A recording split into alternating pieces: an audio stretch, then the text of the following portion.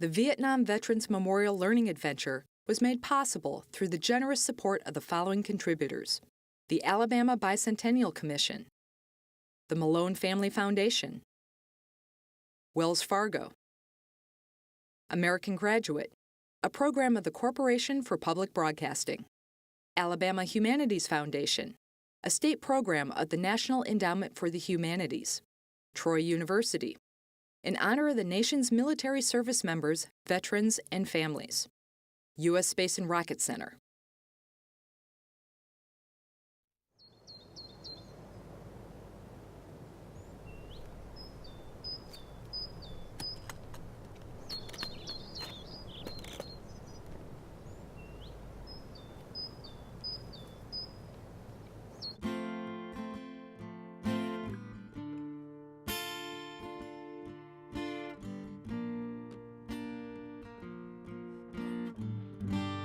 We met as soulmates on Paris Island. We left as inmates from an asylum. And we were sharp as knives. And we were so gung-ho to lay down our lives. We came in spastic, like tameless horses. We left in plastic, as numbered corpses. And it was dark, so dark at night. And we held on to each other like brother to brother. We promised our mothers we'd write, and we would all go down together. We said we'd all go down together. Yes, we would all go down together.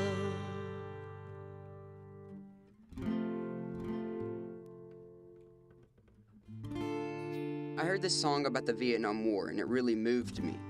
It's called Goodnight Saigon, and was written by Billy Joel in 1982. There were other popular songs from the 1980s about the war, like Bruce Springsteen's Born in the USA. The war was fought almost 10 years earlier, from the early 1960s through the early 1970s. Why were they writing songs so long after the war? Well, what all these songs have in common is that they speak about the individual soldier as a person, and what they went through. The songs themselves are memorials to these people. Hi, I'm Luke. This song made me think about different ways I can explore the Vietnam War outside of the history books. Recently, I joined Alabama Public Television in interviewing Max Steinmetz, a survivor of the Holocaust during World War II. We recorded his story in what's called an oral history. He told us his story being sent to concentration camps by the Nazis. And I found that not only did I learn about the Holocaust, but that I'd made a friend in Max. Just his story, and getting to spend time with him, it made the Holocaust relevant to me. And when I heard these songs about the soldiers of the Vietnam War, it almost sounded like oral histories. So I decided, with the help of Alabama Public Television, to try and learn more about the Vietnam War by conducting an oral history with a veteran from my community here in Alabama. So join me in creating this oral history and getting to know a Vietnam veteran. Remember Charlie, remember Baker. They left their childhood on every acre. And who was wrong and who was right?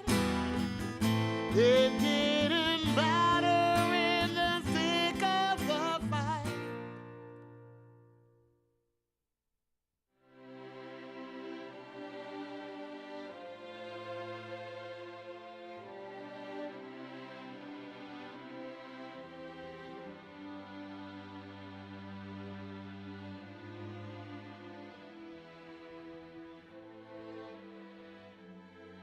Let's start our journey here in Mobile, Alabama.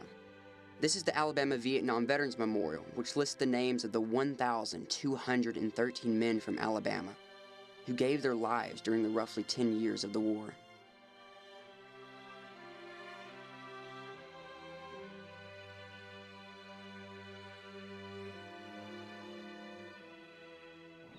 In Washington, D.C., the National Vietnam Memorial lists the names of all 57,939 service personnel that died.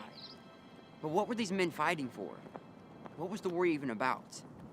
I hope to find some answers by visiting the memorial in Washington. Alabama Public Television has been invited to join Mr. Richard Lane, a Vietnam veteran, and Blake Busman, a history teacher, in visiting the memorial. My friend Victoria will also be there.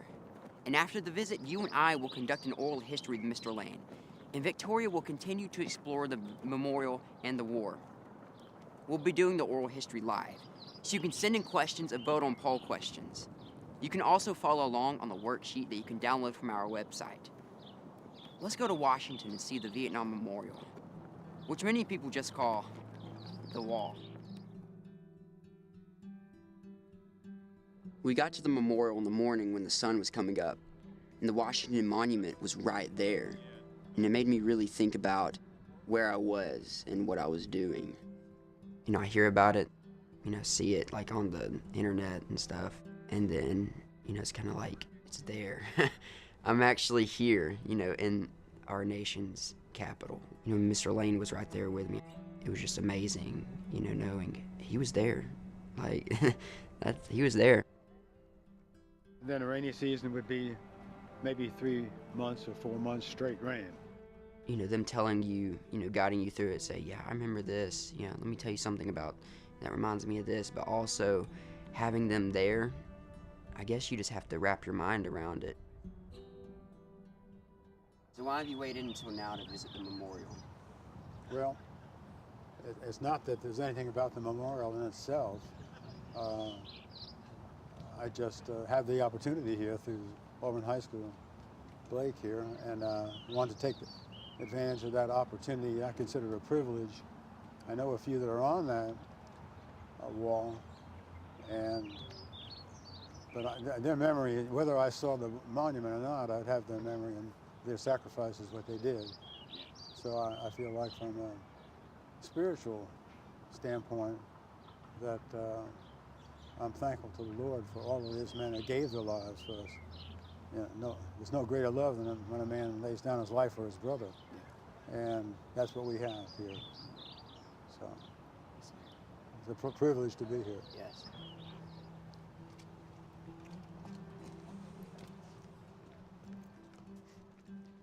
Got easier to talk to him as we went on because he really, I guess he engaged me more. Like he talked to me a lot. He really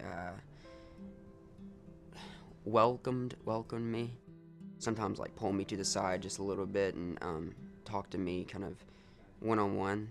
And so I was kind of like, wow, this is pretty cool. He's giving me like a one-on-one history lesson. He's pulling me to the side. I guess that made me, like special. Mr. Lane had been telling me of a friend of his that died in Vietnam and whose name was on the wall. And there's a directory at the memorial where you can find where each name is located. And so we went to find Mr. Lane's friend. Yes, sir. What's the first name? Okay, the first name is well, the only one that I have. Yes, sir. I'm sure there's many on there that I would recognize Sir. that we went through training together, but Lieutenant in the Marine Corps, Bill Neuss, N-E-U-S-S. I went to high school with Bill. He's about 6'7", 6'8". He was a center. I was the manager of the basketball team. Wow, And so he was 2 or 3 years behind me at Seton Hall in Long Island, New York, the Catholic school. Just a great guy. William Henry Neuss. That's it. 27 East. All right, William. Alphabetical. Above your friend William Henry Neuss, Ted Nura Jr. played football for Auburn. He was in Air Force. He played football in the '57 championship team. Okay, I didn't know that. And I was like, I know that name from somewhere, and I Yeah, remember researching that, and he played football for Auburn. That's He was amazing. the only Auburn football player to have died in Vietnam. Ah, I didn't know that.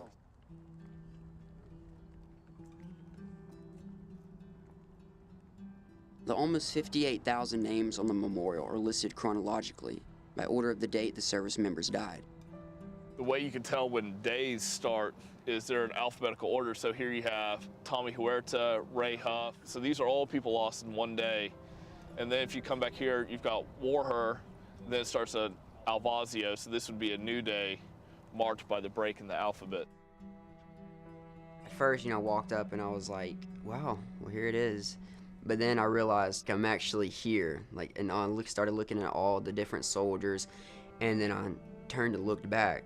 Wow, every single space is filled with a name, like a soldier's name that died in the war.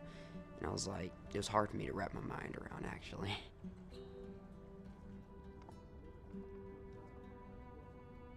I'm walking through, and it was, especially seeing the woman there when she started, she was, got emotional. I guess her family member. I was like, wow, that tugged at me.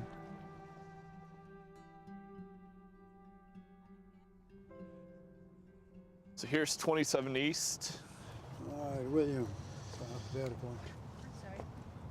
Bill Noose. That's him. Right here. Yeah.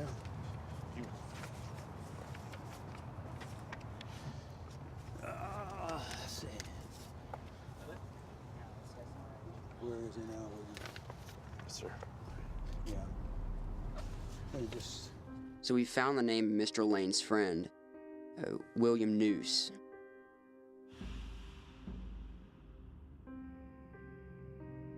And it was obviously an emotional moment for Mr. Lane. We looked up Bill Noose on our phone to see his picture and read why he's on the wall. And in October of 1967, his unit of Marines was being overrun by North Vietnamese soldiers, and Bill Noose led his men to fight them off. Eventually, he succeeded and saved his men, but during the battle, he was killed by a machine gun. He was awarded the Silver Star for his actions. Are you glad you visited the memorial? Oh, yeah. Yeah, it personalizes it for me as to the aspect of all of the men who gave their lives. They're all in their, he was in his 20s, they were all pretty young. So that helped make it personal.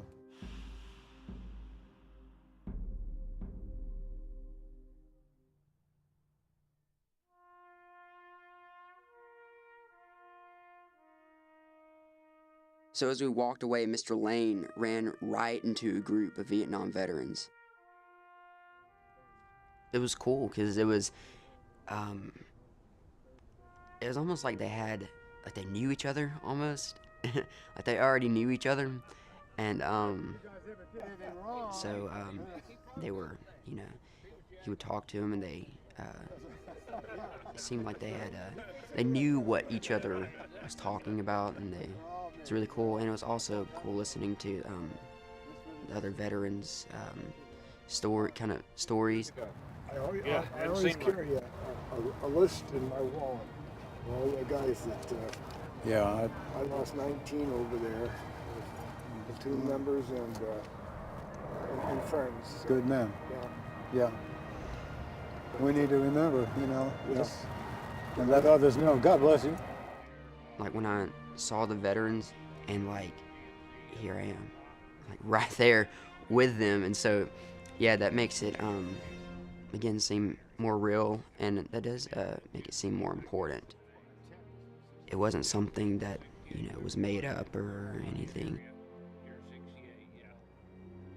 Oral history is, and you can't get it, something that you can't get in the history books, and they have some incredible stories.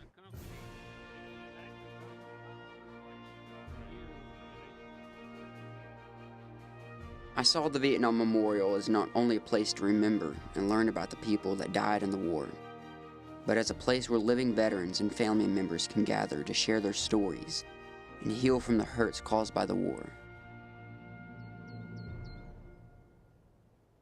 Memorial Wall. I'm here with Dr. Blake Busman, an Alabama history teacher, and Mr. Richard Lane, an Alabama veteran. We are live and will be recording an oral history with Mr. Lane about his service during the Vietnam War. We will post the final oral history online so you will be able to watch what we are creating. Although you can see we are using a nice camera, we are also filming on an iPhone, which is something you can do at home. Throughout the program, you will be asked to vote on what questions we should ask Mr. Lane. If you printed out the worksheet about how to do an oral history, you can follow along. Let's start our oral history and get to see the Vietnam War through Mr. Lane's eyes. What do you think is the most important question to ask first? Here are 3 options that you can vote on. We will ask the question that gets the most votes. You can vote by texting a code word to 22333 or vote on the website pollev.com/IQTV. The 3 choices are: why did you choose to join the Marines? Code word Marine. What was basic training like? And did it prepare you for going to Vietnam? Code word basic. What was your job in the Marine Corps? Code word Corps. Vote now. So Dr. Busman, why was America even in the war? Why were we even fighting Vietnam? That's a great question. America was fighting in Vietnam for a multitude of reasons. It really took about 15 years of time for America to fully invest itself in the war in Vietnam. But what it boils down to is the Cold War. America was wanting to stop communism, or what they would say during that time period, contain communism. And there were 2 Vietnams. There was North Vietnam, communist, and South Vietnam, non-communist. And America wanted to prevent South Vietnam from becoming communist. And so what they believed was if they were to become communist, all these other countries would become communist as well in that area, what they called the domino theory. So to make a very complex story short, it was to prevent the spread of communism into South Vietnam, a country America saw as its ally or friend. Okay, so let's go to the results now. So the top answer is, what was basic training like? And did it prepare you for going to Vietnam?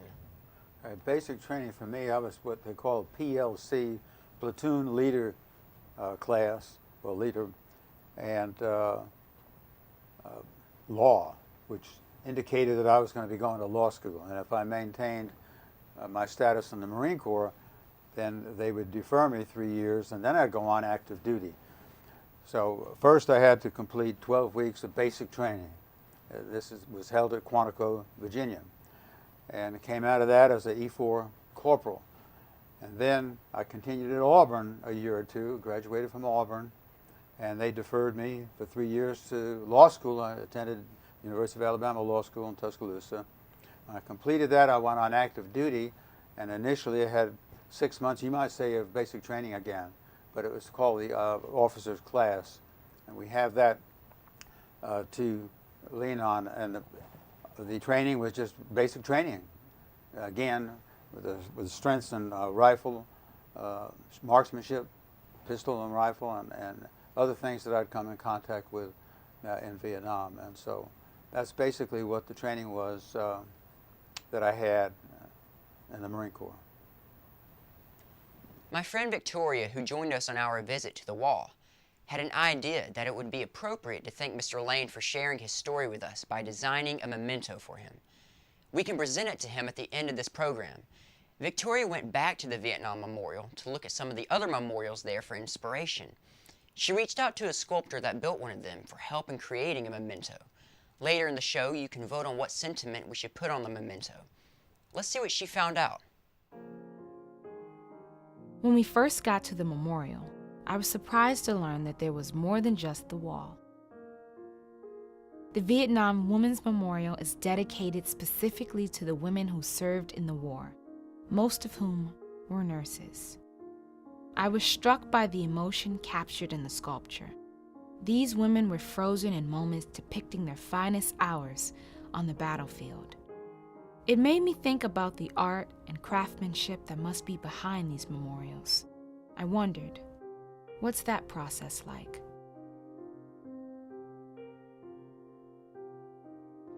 I went back to the three soldiers, another statue accompanying the wall, depicting a diverse trio of U.S. servicemen.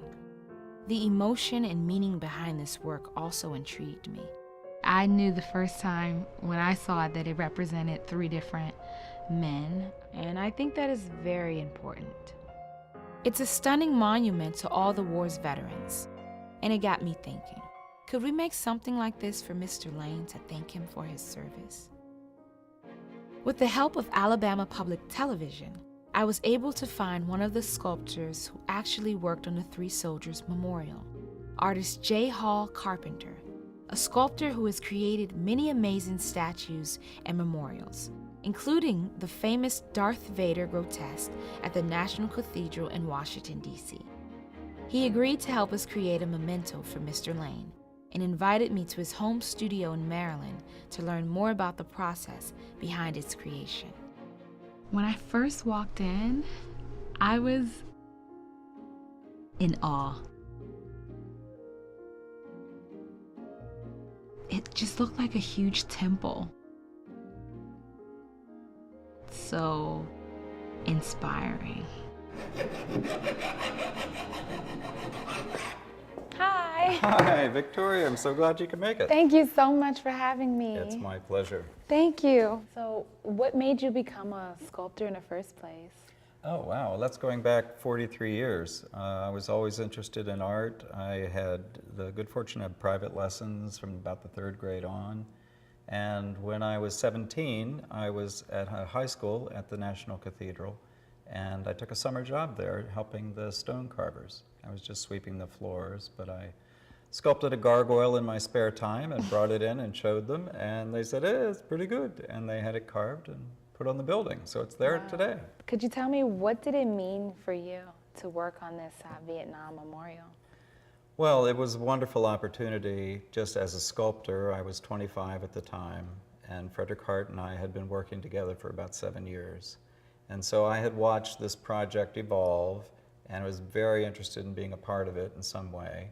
And he very kindly allowed me to sculpt the weapons for it, the M16 and the M60, and I did the band of bullets as well. Now this is the very bullet from which all the bullets were made. Wow. I made a mold. First I turned this on a lathe to get the shape, and this is very accurate, except that it's larger than the original bullets, because the figures in the statue are 7 feet tall. So everything is enlarged from 6 to 7, and I made a mold on this one, and once it was finished, and then cast hundreds of them, and they make up the belts of bullets that go around the statue. So why were the three soldiers depicted the way that they were? Well, it was decided that in order to best represent the troops that were there, an African American and a Caucasian and a Hispanic would be depicted. I want to know, what goes into the making of such a huge sculpture? Well, the process is huge, and for casting the bronze part of it, that bronze lost wax process hasn't changed for hundreds of years. But the main thing is the design. So you need to take into account the direction that people are going to be approaching the monument, how high off the ground it's going to be, but most importantly, the tone you want it to set. Because here, this is a memorial. You know, this is where people come to say goodbye. So it has to set a deeply respectful tone.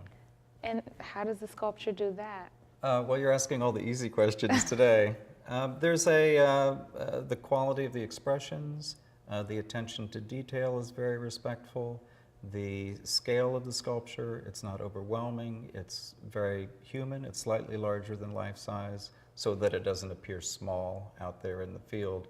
But it's very approachable, and you see the countenance of their faces, and you know that they are paying respects to the dead, and it invites you to do the same. Wow, this is so touching. I know that you received some word that we would like to create a memento for Mr. Lane, just thanking him for his oral history he's given us. Absolutely. Is there any way you could help us with that? I've been working on that, and I think we can finish it up today. Oh, cool. Well, have you ever seen welding before? No. Here's your chance. In order to finish our memento for Mr. Lane, Jay brought the 3 separate pieces to his workbench. He'd need to weld these parts into one connected piece for the memento to work as intended.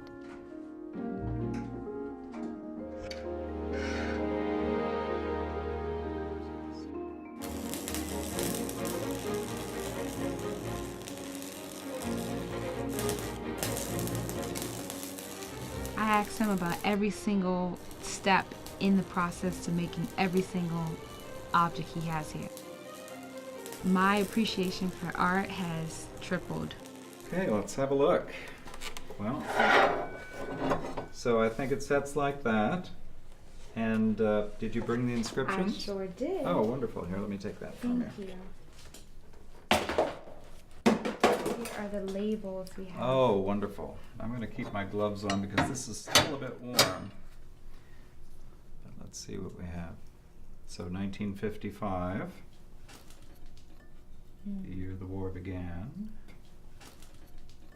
the Vietnam War, and 1975, the year it ended. And now the students will add their inscriptions here. Okay. And of course the whole thing stands upright. Well, I think that's going to be very handsome. I do have one last question. How do you feel these works of arts, all these sculptures and memorials, how do you think they really help us to memorialize the war? What purpose do you think they serve? Well, I think you said it yourself. They're really about remembering, and they give people a place to go in order to grieve, in order to celebrate, and in order to remember. When artists make memorials, I had never considered the sensitivity that goes into the actual process of it.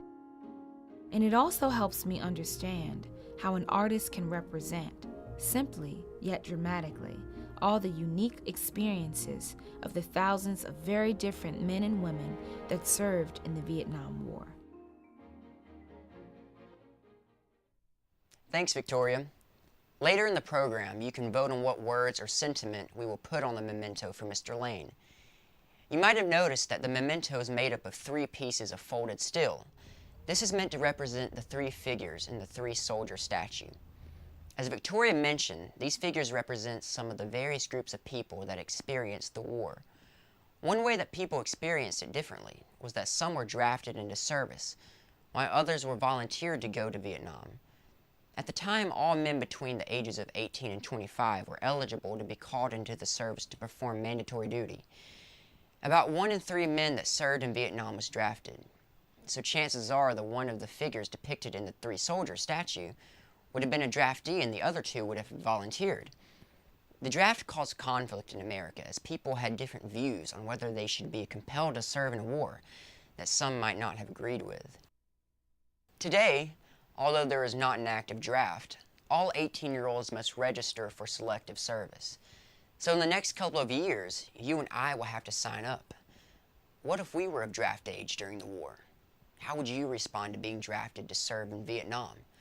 Vote now on one of 3 options. You could either report for duty and serve, code word draft, move to Canada and avoid the draft, code word avoid, be a conscientious objector and refuse to serve for moral reasons, code word objector. Vote now. We have a question from Miss Judy and Miss Abel from Brantley High School. And the question is, why were some people in America called hawks and others called doves during the war? Well, that's another great question. The Vietnam War was a very divisive war. It's not like World War II, where everyone was united. The doves, for a variety of reasons, opposed the war. If you think about the bird, the dove, it's a symbol of peace. And people opposed the war for a variety of reasons. So one dove might not have disagreed with the war as the same reason another dove might have. On the other hand, you have the hawks. If you think about hawks, they're more of an aggressive bird too. But just like doves, the one reason a hawk might support the war might not be the same reason another hawk supported the war. And some hawks fought in the war, others didn't. So there were a variety of reasons that Americans gave to support the war or oppose, from religious to economic, to basic military theory of stopping communism. Awesome. So the question was, how would you have responded to the draft during the Vietnam War? And it looks like most people decided that they would report for duty and serve. So Dr. Busbin, why would the other two options even be available? Right. The other two, move to Canada and avoid the draft, or be a conscientious objector. There were certainly people who, being doves opposing the war, fled the United States in response to the knowledge that they were being drafted, and Canada was a place they often went. Yet for others who wanted to avoid breaking the law but still voiced their opposition to serving, became a conscientious objector, which allowed them to serve in other capacities in the United States during that time. But people like Mr. Lane chose to serve. And actually the vast majority of people did serve and reported for duty. So now let's vote on the next question to ask Mr. Lane for his oral history. Here are the options. When you were in Vietnam, tell me about a typical day. Code word, typical. Describe for me the first time you realized that you were in a war zone.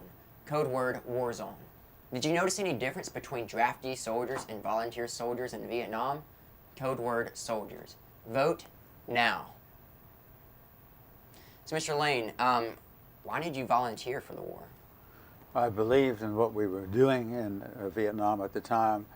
I felt like it would be my responsibility as a citizen to serve in the military, which is the highest honor you can have. And for a civilian citizen, it would be to serve on a jury. And I am a lawyer, and I went into the Marine Corps with the thoughts that I would continue to be an attorney.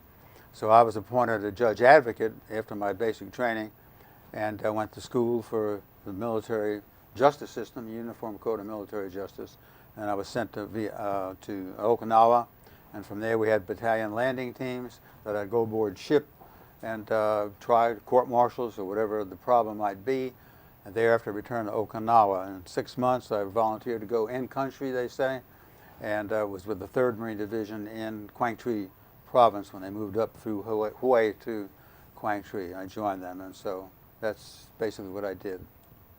All right, let's go to the results. So it looks like they picked, describe for me the first time you realized that you were in a war zone. Well, that's when I was handed a shovel and a rifle and had the ammunition, doled out when we actually got on the ground. And this is when I was sent there to the 3rd Marine Division, which was close to the demilitarized zone. And so I knew that we weren't playing games then, so to speak. And we had a hustle. Before daylight, we needed to get some ditches built and fill the bags and with dirt and rocks or whatever, and be ready for in case we were shelled that night. We might not have been shelled that night, but they used rockets, which they couldn't really tell where the rockets were that accurate or not. But when they come overhead, you'd hear them. And so relatively soon after we got there, we were in that type of hostile environment, which is guerrilla warfare, and there's no front and there's no rear, really. You just have to secure the area where you are and move from there. So after the war ended, it left a lasting impact on the country. Veterans and their families continued to struggle with the effects of the war. And Victoria decided to try and use oral history to understand the struggle and the part the Vietnam Memorial plays in it. Every day, people leave items at the memorial as tokens of remembrance. The National Park Service collects these items at this facility, catalogs them, and stores them.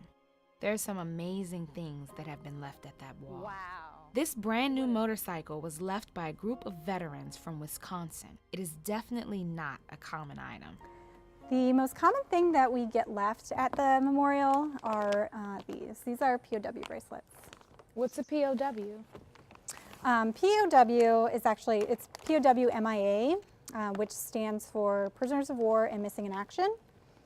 So these are bracelets that have the name of somebody who was either a prisoner of war or was missing in action in Vietnam.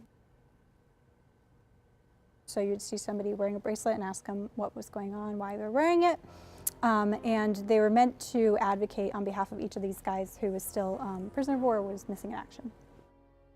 After seeing the POW bracelets, I remembered a large POW MIA flag at the Vietnam Memorial. I've seen this black flag before, but I never really thought about what it represented. Since POWs are included at the memorial, we found the brother of a POW and asked him if he would be interested in having me do an oral history with him. Hi, Mr. Bruno. Thank you so much for having me. This is Robert I'm well, Brutno. thank you. His brother, Alan Brutno, was a fighter pilot who was shot down over North Vietnam and became a prisoner of war. When the wall was built, Alan Brutno's name was not included. I think it was less than 5 weeks after he got there. He was shot down over North Vietnam. This is a POW bracelet that was worn by someone who carried it all throughout the war. And after the war was over, they had set out to return it to the POW. Before meeting with Mr. Brutno, I guess I expected a typical, my brother or sibling was in the war and we missed him, and I didn't expect half of what he told us.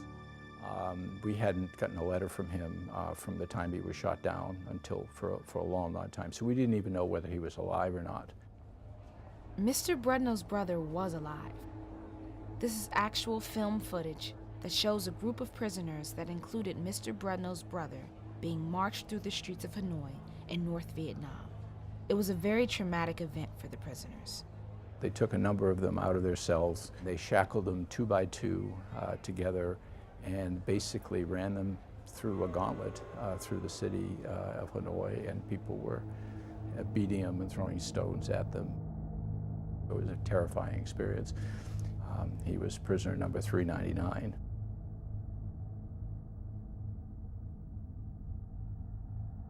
And he looked pretty skinny, but we didn't really know he was alive at that time. We never could even see that.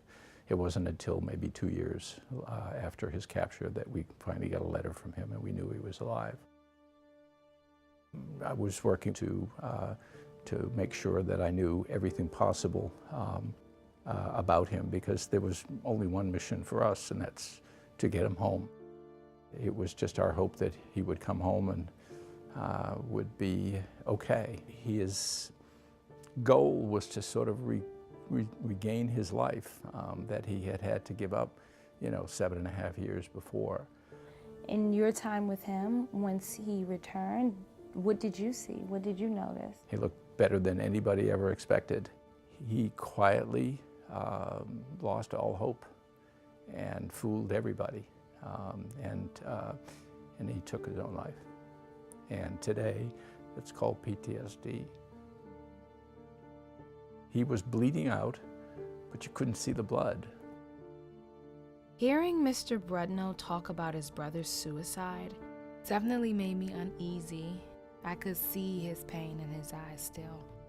He said something really interesting that I think will stick with me forever, about how can he, because his brother committed suicide, how could he be considered weak? And that's what it dawned on me, that because suicide to some is viewed as weakness, that someone might think that he committed suicide because of something that he was ashamed of.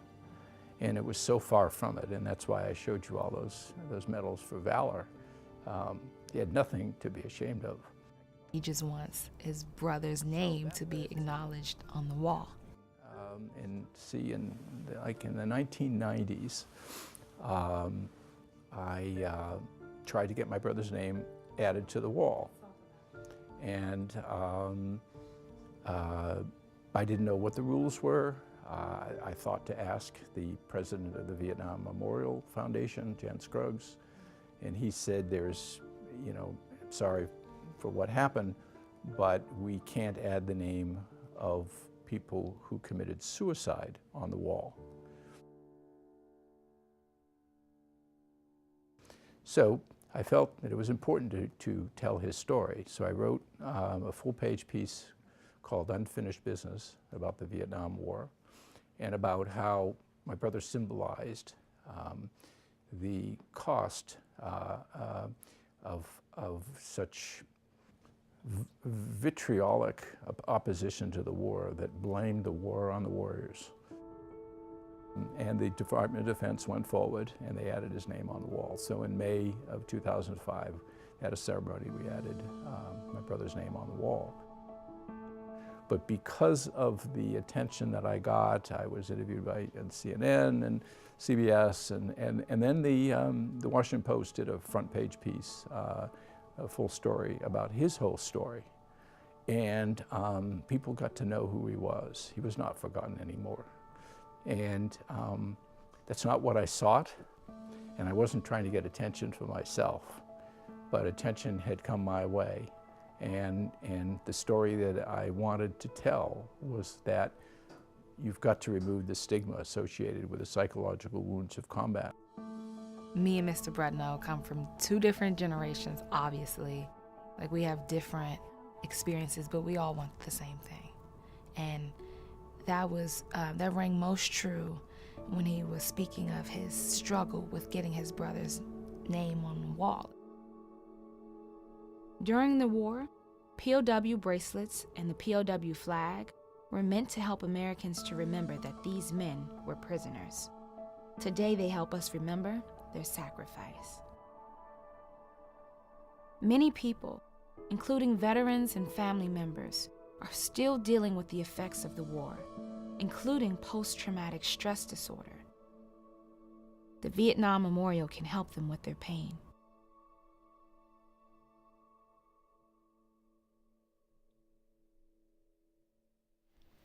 That was a very powerful oral history. It made me see post-traumatic stress disorder as a real issue and how the memorial can help.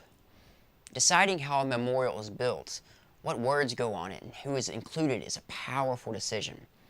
So we would like you to help us decide what sentiment to put on the memento we are creating for Mr. Lane, to thank him for his oral history. The sentiment that gets the most votes will be added to the memento that Victoria and the sculptor made. We will present it to Mr. Lane at the end of the program. Here are the choices. Freedom is not free. Code word, not free. Thank you for your service. Code word, service. There is no greater love than laying down your life for your brother. Code word, brother. Vote now and we will prepare the memento to present to Mr. Lane. So, Dr. Busman, we had a question about the continuing effects of PTSD on these veterans. Could you explain? Yeah, PTSD is going to impact veterans in different ways for every single person, and how they respond is different too. The vast majority of veterans, while they may have suffered from PTSD in one way or another, were able to adjust back to civilian life and led successful careers. One person we often think about is Senator John McCain, who was a POW and today a U.S. Senator. He ran for president. But that's not always the case. Another case is Dwight Johnson. Dwight Johnson was a Medal of Honor recipient in 1968, and following his return from Vietnam had a difficult time adjusting and developed a drug addiction. He died in 1971 when he held up a liquor store, alcohol store in Detroit, and was shot and killed by the clerk during the robbery. And so while most veterans certainly adjusted, not all did. But the veterans, one awesome thing about the Vietnam veterans is how they've led efforts to reform the way PTSD is treated and helped get so many others the treatment they deserve. So now let's vote on our last oral history question. Let's ask Mr. Lane about how the war still might affect him today. Vote on which question you think we should ask. We will ask him the question that gets the most votes. The choices are: why is the Vietnam Veterans Memorial meaningful to you? Code word, memorial. Describe for me a time of camaraderie that the Vietnam Veterans Memorial brings to mind for you. Code word, camaraderie. How did your experience in Vietnam affect you in later life? Code word, life. Vote now. So, Mr. Lane, did you happen to see anyone that came back from the war with you that struggled with PTSD? I did, but not in my position as a circuit judge that often. I'm sure that happened. We dealt with a lot of drug problems, and many of them were related to military service. So I can't really speak to that too much, but I feel strongly that this memorial has impacted me in my beliefs that we need to look out for our veterans, especially now. And I find a new interest in my heart to try to give and to help veterans who've suffered not only from post-traumatic stress syndrome, but Agent Orange, and just the fact that they've lost a limb. It happens every day in the military now, and we have to support our veterans, the VFW and American Legion, through other organizations like that, but to take time to do it, because freedom is not free. These men put their lives on the line, and many of them didn't come back. We need to honor that memory. But in addition, many of them that did come back, and those who are serving now, many more men now are getting lose an appendage, you know, because they have better medical conditions now available closer to the front lines. And so we need to be aware of that and to help our veterans any way we can. All right, let's go to the poll results. So it looks like the question is, how did your experience in Vietnam affect you in later life? Affected me in later life. I realized how precious our lives are and how close I came several times. And I thank the Lord for that. And, you know, the Lord tells us clearly, and the Bible tells us clearly, and we need to hold these beliefs, that blessed is the nation whose Lord is our God. And I believe strongly that the spiritual aspect of living a life as a military veteran or anyone who is dedicated to any cause, but especially the freedoms that we have to pray as we desire and to go to the churches that we desire, should be paramount in our thoughts and our beliefs, nowadays especially. I think that's a great idea too, that what he mentions is how our veterans come back with a greater respect for what America stands for. And I think you hear that from a lot of veterans. Yeah. So now we have a just a little token of thanks for you. We have a little award thing to present to you, and it's That's sneaky, you know that. So so on this side, yes, it Yeah. shows the years of the war, Yeah. and then if you look the other way, it has "There is no greater love than for one to lay down your life for his brother." That's true. So we just wanted to. So the kids voted on that. They voted on it. Thank you. Well, I want to thank them very much. I'll keep that on my desk, and that'll be a reminder to me constantly to pray for our veterans and our country. Yes, thank you, thank you. Thank you, Dr. Busbin. Thank you, Luke. And thank you, Mr. Lane, for your service, and thank you for being here. And thank you for joining us on this journey to explore history outside of the history books. We hope that you learned a little bit about the Vietnam War and see how using oral history is not only a way to learn about the past, but a way to make meaningful connection with people in your community. We'll be using the footage we created with Mr. Lane here to put together his oral history, and we'll make it available for you all to see. In the meantime, you can use the handout as a guide to do an oral history with someone in your community. Film them on your iPhones. You might even start with your family and be surprised by what you learn. If you do, let us know through the APT IQ Learning Network website. We would love to see it. Good luck, and remember, there are lots of ways to explore the past outside of the history books.